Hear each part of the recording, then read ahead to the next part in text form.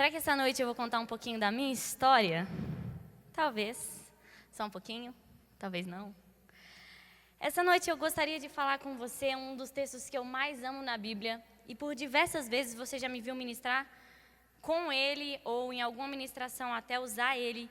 Porque esse texto é um texto base na vida de um cristão. Eu acredito que ele é um fundamento que o Espírito Santo deixou para nós. É o texto de Salmo 139.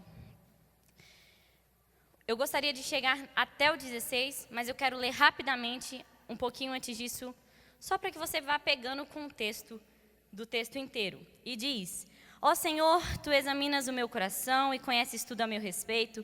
Sabe quando me sento, quando me levanto, mesmo de longe conheces os meus pensamentos. Tu me vês quando viajo e quando descanso, sabes tudo o que eu faço.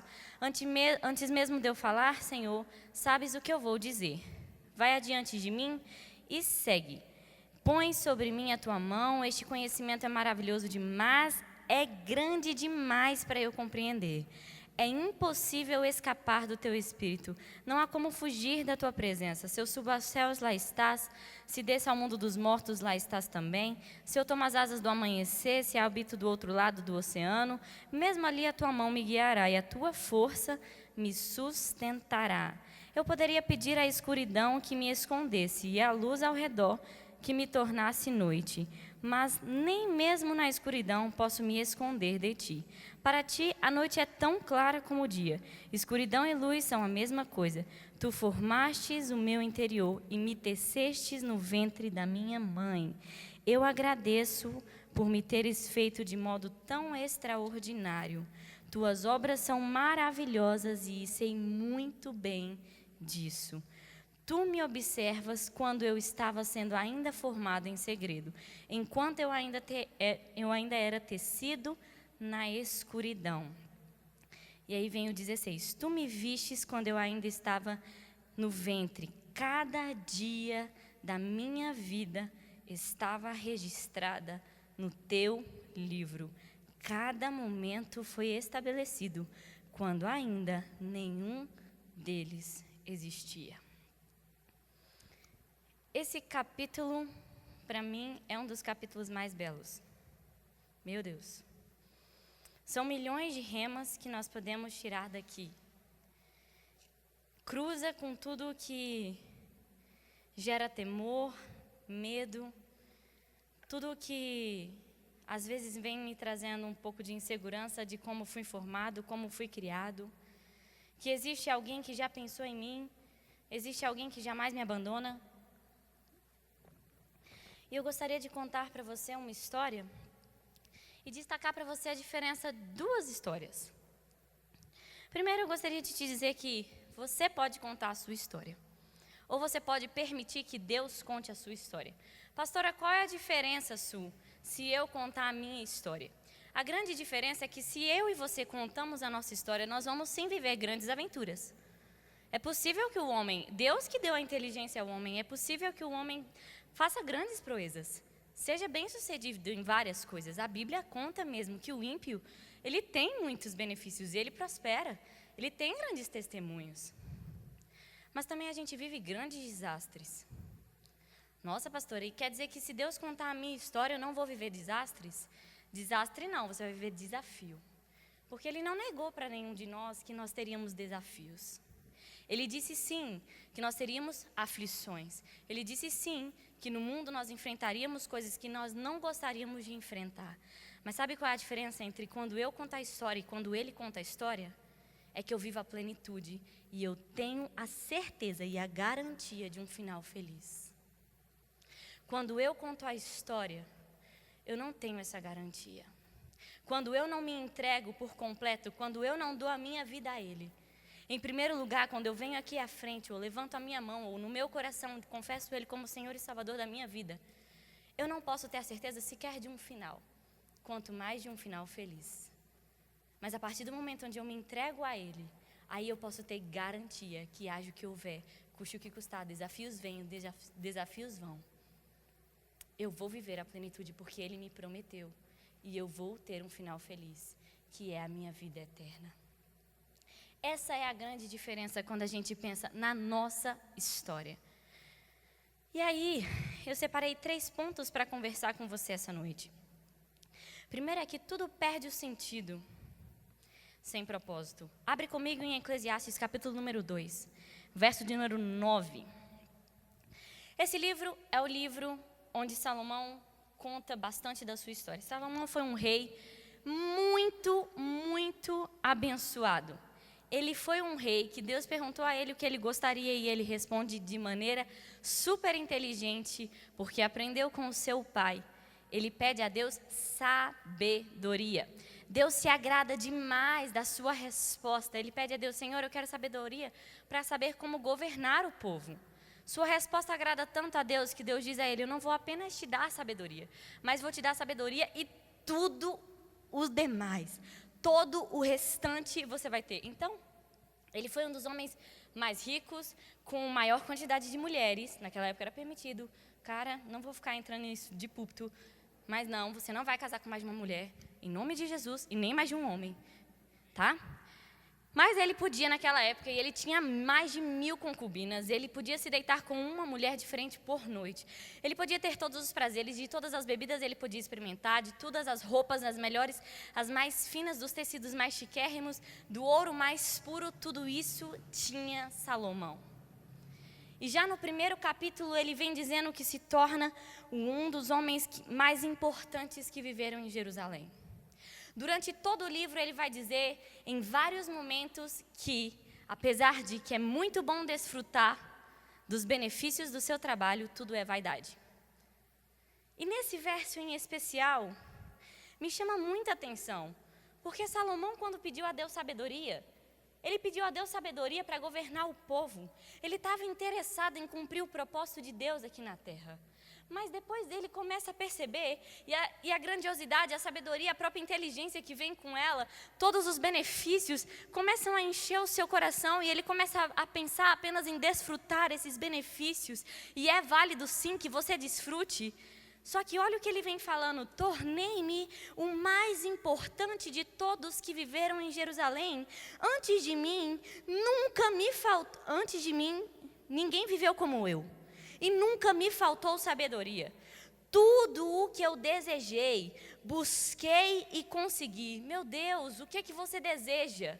Já pensou se tudo que você deseja, você recebesse essa noite? Tudo, não lhe faltava nada. Não havia nada que ele dissesse: eu gostaria de ter, pá, ele tinha. Tudo, busquei e consegui. Não me neguei. Meu Deus, aí vem a brecha. Não me neguei prazer algum. No trabalho árduo encontrei grande prazer, a recompensa dos meus esforços.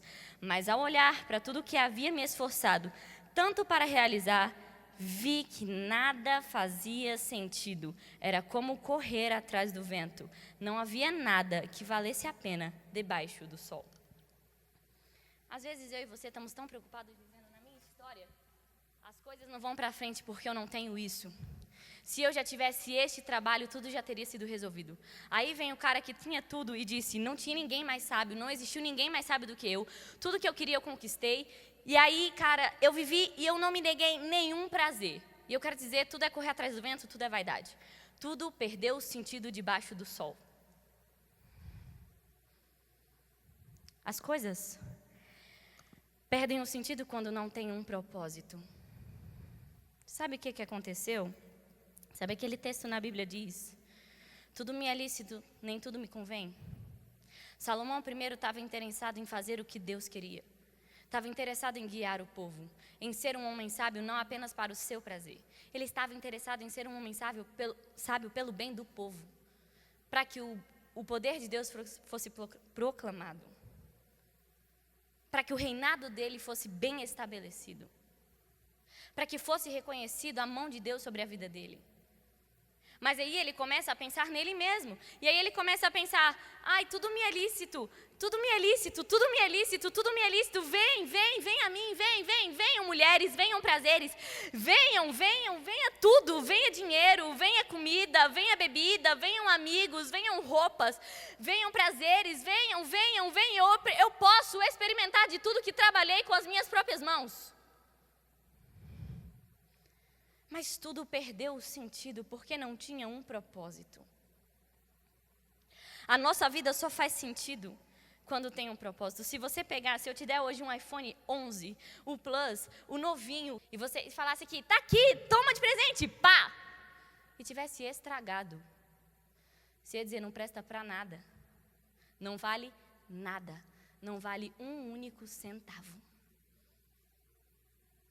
Quando as coisas perdem o seu propósito, elas perdem o sentido da vida. Salomão aqui, ele já estava entojado de todos os prazeres que ele podia viver.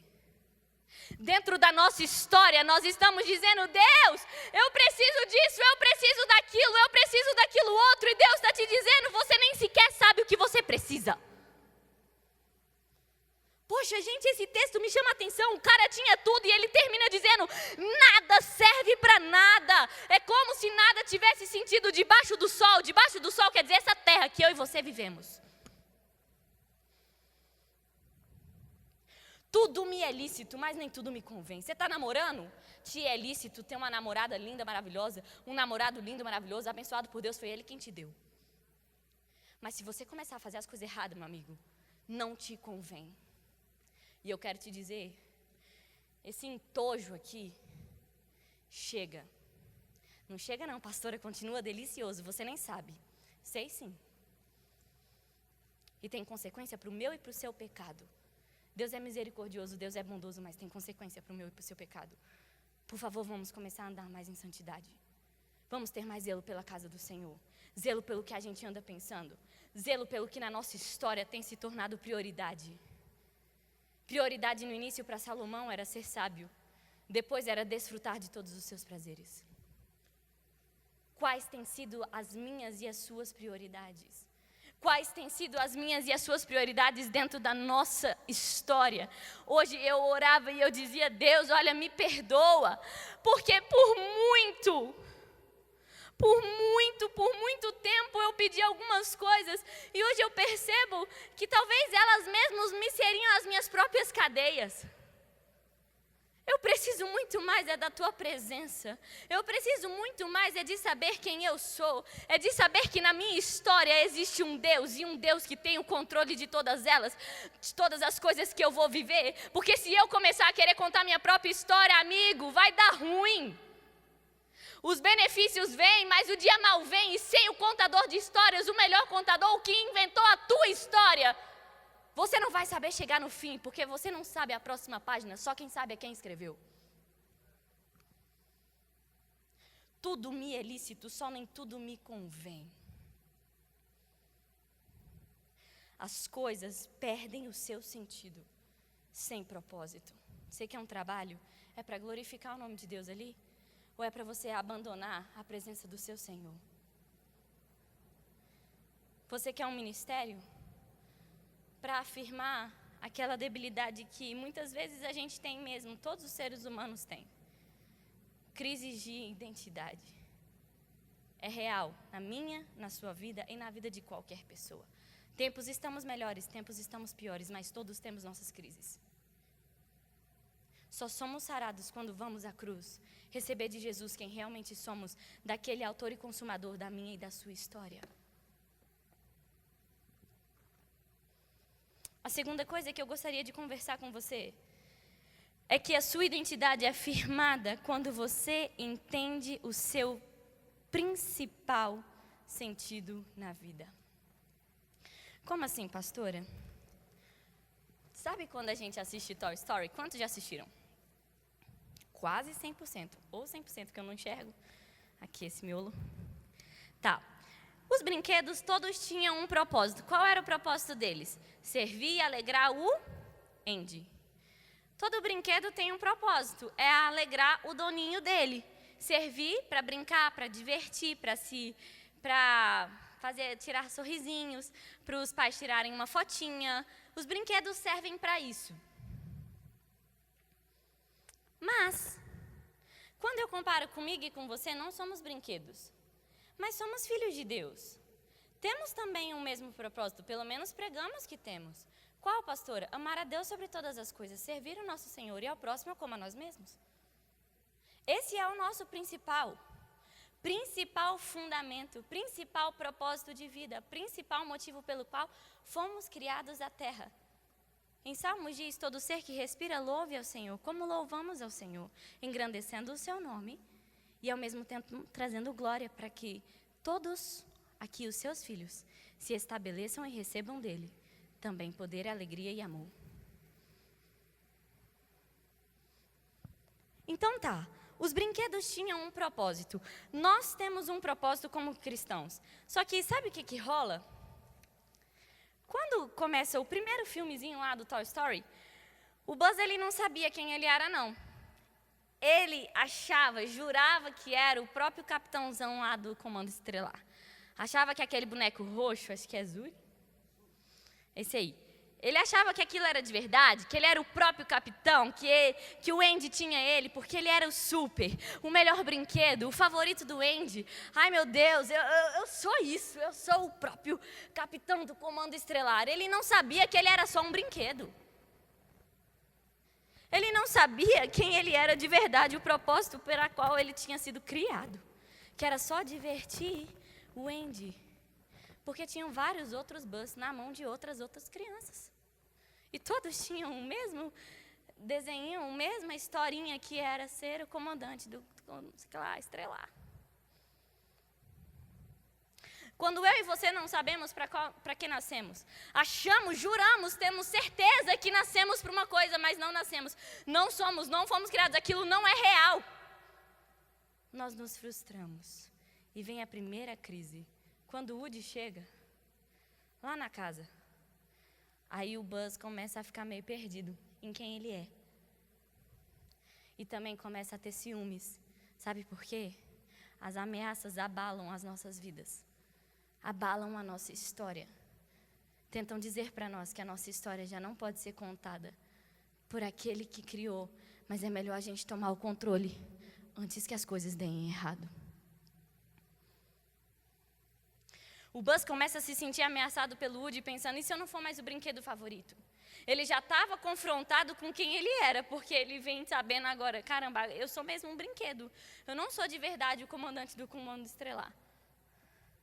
Eu não sou isso que eu achava que eu era, eu sou só um brinquedo. E agora, sendo só um brinquedo, eu me sinto muito pequeno e veio outro brinquedo. E agora o outro brinquedo vai tomar o lugar, porque é mais novo, é mais atual, é mais divertido. E esse somos eu e você, muitas vezes, dentro da igreja, dentro de casa, dentro do trabalho, com o namorado, com a namorada, com os nossos amigos.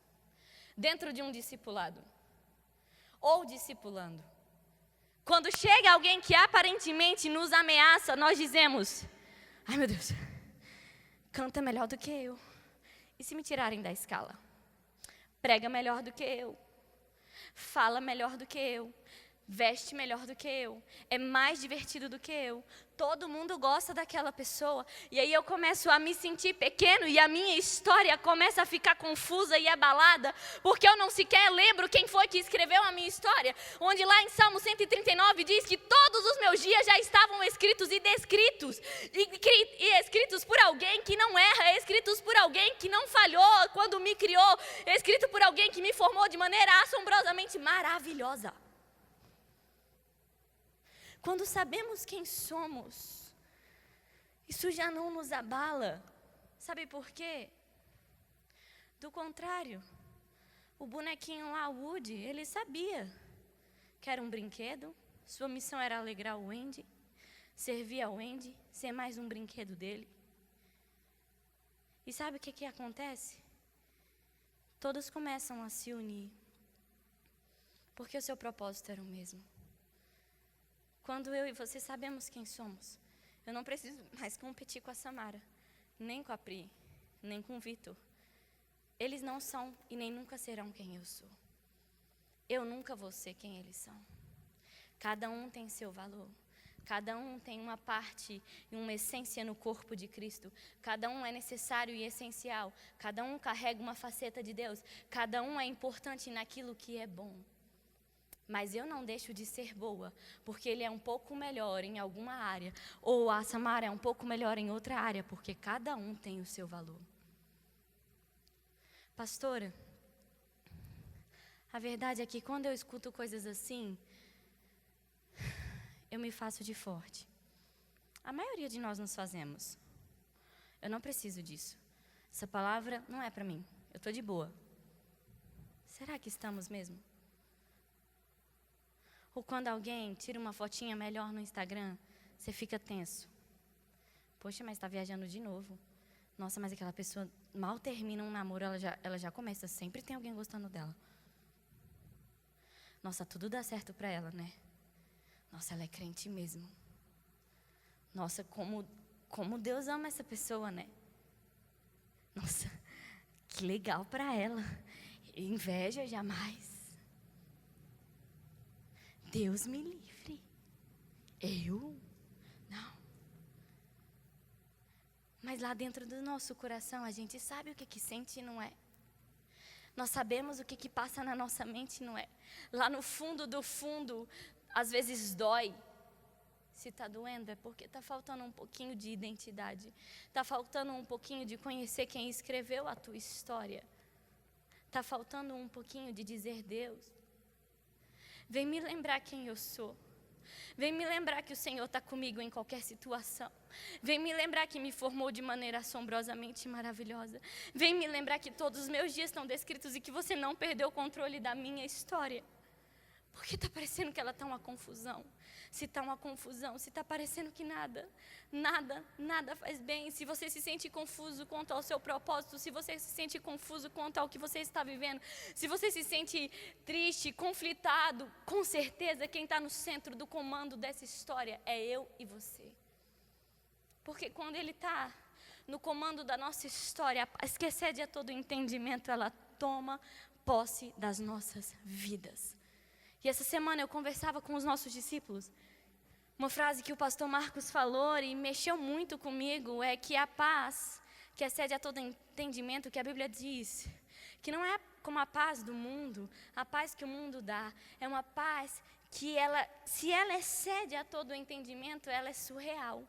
Ela é capaz de não estar ligada ao meu bem-estar. Ela é capaz de não estar ligada ao que eu estou sentindo, a que necessariamente eu estou pensando, ao que necessariamente eu estou vivendo. Porque Jesus, enquanto estava no Getsemane chorando gotas de sangue, por dentro conflitado sim, por dentro se entregando sim, ele estava sentindo plena paz e foi por isso que ele se entregou por mim e por você. Então não é uma paz que necessariamente eu tenho que me sentir bem. Ah, pastora, Deus mandou eu sair da igreja e eu estou sentindo paz. Essa paz vem dentro de você, é um sentimento ou é uma paz que excede a todo entendimento e quem te disse mesmo foi o Senhor. Muito cuidado. Todo mundo disse, meus pais disseram para eu não namorar o fulano, não namorar o Beltrano. Para eu não agir dessa maneira, para eu não entrar nesse curso, para eu não fazer isso, para eu não fazer aquilo, mas eu estou sentindo paz. Que paz? A que o mundo dá? A que te gera certeza e confiança em você mesmo? Na sua história? Ou a que ele vem contando e dizendo, meu filho, a circunstância não é favorável não, mas pode pisar o pé na água, que você vai passar e o exército do Egito vai ficar para trás. Que paz? Que identidade sarada estamos plantando, vivendo, ou estamos demonstrando algo que nem sequer é real? Eu falei para os meninos da liderança. Eu tenho recebido muitas mensagens, atendido várias pessoas. E particularmente na minha vida, eu tenho 24 anos. Como mãe agora são inúmeros palpites, inúmeras opiniões, todo mundo tem uma. E muitas vezes gera conflito de identidade sim. Será que eu estou fazendo tudo certo? Eu tenho que agradar todo mundo? Não interessa se não vai me tratar como eu deveria, não me interessa se não é realmente crente, eu preciso mesmo é namorar, porque eu já estou solteira há muito tempo. Não me interessa se vai ser o plano de Deus, não me interessa se é o melhor emprego, eu só tenho mesmo é que trabalhar, porque eu preciso, pastora. Às vezes a melhor porta de emprego estava a um dia de você foi lá e aceitou a outra. O que é que a crise de identidade, o desconforto, a falsa paz? O fato de não saber quem você realmente é, como o bonequinho lá do filme não sabia. está fazendo você se sentir ameaçado, abalado e entregar a sua história. Não apenas, pastora, eu entrego minha história para Satanás. Gente, qual é? Satanás não quer a sua história, ele quer que você comande ela. Ele não precisa comandar. Somos filhos de Deus. É você já comandando já vai dar todo o direito a ele. Porque se a gente não tem noção do hoje, do amanhã e do depois de amanhã, basta que eu pegue o controle das mãos de Jesus e diga, deixa que daqui para frente eu mesmo conto. Se não sabemos o dia de amanhã, por que tanto queremos o controle? Sabemos o ontem, sabemos o hoje. Com ele contando a história, podemos ser sarados do ontem. Podemos manifestar o seu poder hoje. Mas conosco contando a história, só sabemos isso e nem podemos contar a próxima página. E é por isso que eu vou entrar no terceiro ponto, que é, Deus não te chamou para ser um livro de recortes. Gente, no final o pastor Ricardo vai falar um pouco disso. E vai inclusive fazer um desafio com toda a juventude. Nunca teve uma época onde a gente buscasse tanto recorte de tantas histórias para tentar montar a nossa história. Eu quero um pouquinho do fulano, porque o fulano é muito bom nisso. Eu quero um pouco do ciclano, porque o ciclano é muito bom naquilo. E aí eu me inspiro no Beltrano. Mas e eu? Deus te formou, Ele não errou. Tinha coisa valiosa e tem coisa valiosa dentro de você. Você não precisa viver a história do pastor Ricardo. Você não precisa viver a história do Nicolas. Você precisa viver a sua história. Porque enquanto você está preocupado em construir e focar nas histórias dos outros, você não é a pessoa protagonista da tua própria história. Poxa, quando a gente abre o Insta, o Twitter, a necessidade é tão grande de expor tudo aquilo que eu estou sentindo, tudo aquilo que eu ouvi de revelação, e eu já corro lá e eu já jogo, e aí muitas curtidas, e aquilo enche o meu ego. E aí eu começo a buscar mais, e eu preciso mais, e mais, e mais, e mais, mas aquilo efetivamente está trazendo mudança de vida dentro de mim? Ou aquilo é só para impressionar as outras pessoas, para que os outros pensem que a minha história está tudo bem, quando na verdade eu sei que quando acaba, tudo termina, quando as luzes desligam, eu simplesmente nem sei quem sou. Muito menos para que eu nasci ou o que eu vou fazer. Respostas é o que eu não tenho. Deus não quer que você seja um livro de recortes. Cortado uma página de um, uma página do outro, grampeado ali no clips. Ele já escreveu uma história com um plano perfeito para você. Adequado para você, sonhado e planejado para você.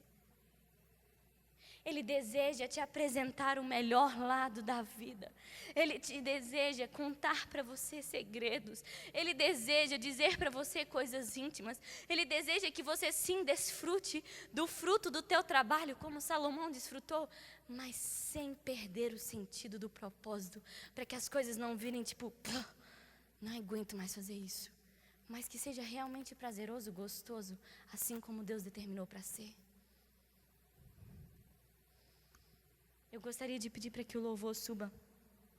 E nós vamos terminar essa noite fazendo uma ministração. Porque, focado na história dos outros, a minha história não pode ser contada. E hoje eu gostaria que você se levantasse. E com muita sinceridade, sem vergonha, você pudesse assumir, como eu mesma assumo, que em vários momentos nós nos sentimos rejeitados, vários momentos nós nos sentimos humilhados, vários momentos a gente se sente, como eu posso dizer, desesperado, afogado, entristecido ou conflituado por um sofisma de Satanás. Sabe o que são sofismas? São verdades cobertas com mentiras, meias verdades. Verdade é que eu estou com uma blusa azul. Mas é verdade que essa blusa azul não me pertence? Mas Satanás vem dizendo, essa blusa não te pertence. Nem te cabe mais. Realmente, gente, não está mais cabendo. E aí eu começo a ouvir aquilo e eu começo a dizer, todo mundo vai perceber que a blusa não é minha. Não está mais me cabendo.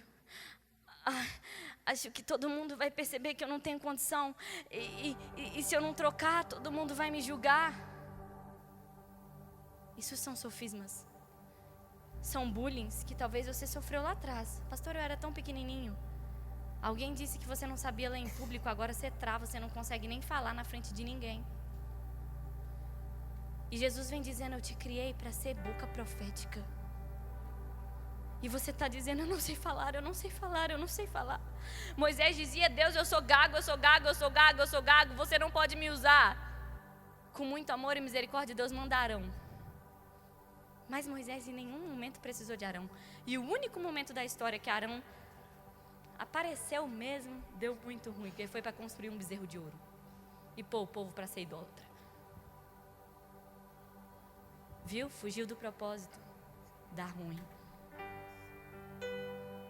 Você é gago? Primeiro, Deus pode te curar. Segundo, até com a gagueira Ele vai te usar demais. Só que Satanás vem mentindo bem sutilmente. Nada dá certo. Você já sofreu. Não se abre de novo não para amar. Você já sofreu demais. Homem não presta. Menina não presta. Igreja nenhuma presta. Esse trabalho não é para você. Ninguém te valoriza aqui. Às vezes todo mundo te valoriza, é a tua visão que está errada. Quantas vezes a gente começa a dizer, ninguém fala comigo. É você que anda com a cara fechada, com a cabeça para baixo e dizendo, ninguém fala comigo, ninguém fala comigo. Só que você não esboçou um sorriso. Você não foi capaz nem sequer de receber o cumprimento da pessoa ao lado. E aí Satanás vem dizendo, tá vendo, ninguém gosta mesmo de você. E nem é verdade. Sempre eu me dou mal, pastor, eu não passo em nada. Você é super inteligente, só que na hora da prova você se boicota porque fica muito nervoso. Aí Satanás vem dizendo, você não presta, não estuda, não entende. Nossa, é difícil demais para você. Não, não é. Deus te criou e te fez inteligente. Deus te possuiu e você vai conquistar. Só persevera um pouquinho e acredita que quem escreveu a tua história disse que você vai passar. Então quando você se vê com aquela questão, você não diz, ai meu Deus, eu não lembro. Você se lembra, o Espírito Santo é sobre você e Ele te ungiu e te deu poder para isso. Vai lá, se concentra, você sabe. Ai não, pastora, todo mundo me rejeita porque um namorado, uma menina já me rejeitou. Meu amigo, tem milhões de pessoas no mundo, um te rejeitou. O que tem? Jesus foi rejeitado, você não quer ser por ninguém. Mano, Ele foi o único ser da terra perfeito. E ainda foi rejeitado. E você e eu queremos ser o perfeitão, que ninguém vai se escandalizar, que ninguém vai achar ruim, que todos vão te amar plenamente. Qual é? A nossa história é uma história abençoada. Não aceite que Satanás vem dizendo para você que não é. Não aceite que você não vai conquistar, não vai chegar, não vai dar. Ai, eu não posso confiar em ninguém, pastora. Por quê? Vão me julgar. Por quê? Porque eu já fiz coisa feia demais, pastora. E o que tem? Quem foi que não tem pecado que atire a primeira pedra? Aqui é lugar de você ser restaurado, sim. Pastor, eu não posso dizer a verdade, porque se eu contar a minha história, as pessoas vão ter repulso de mim. Jesus jamais teve repulso. Mas pastor, o fulano teve repulso. Sabe o que você pode fazer? Mas essa pessoa, ele ainda não estava preparado para receber todo o tesouro que você ainda vai se tornar. Em vez de você ficar amargurado dizendo, ai, me rejeitou, diz, te perdoo, irmão. E vai atrás de alguém que ainda pode te ajudar. Vamos parar de mimimi, vamos parar de aceitar que Satanás jogue sobre nós mentiras, sofismas, desespero, rejeição, humilhação, tristeza, medo, insegurança. E vamos começar a assumir quem Deus diz que nós somos. Vamos começar a assumir que Ele conte a nossa história e a partir daí nós possamos viver a melhor história que Ele tem para nós.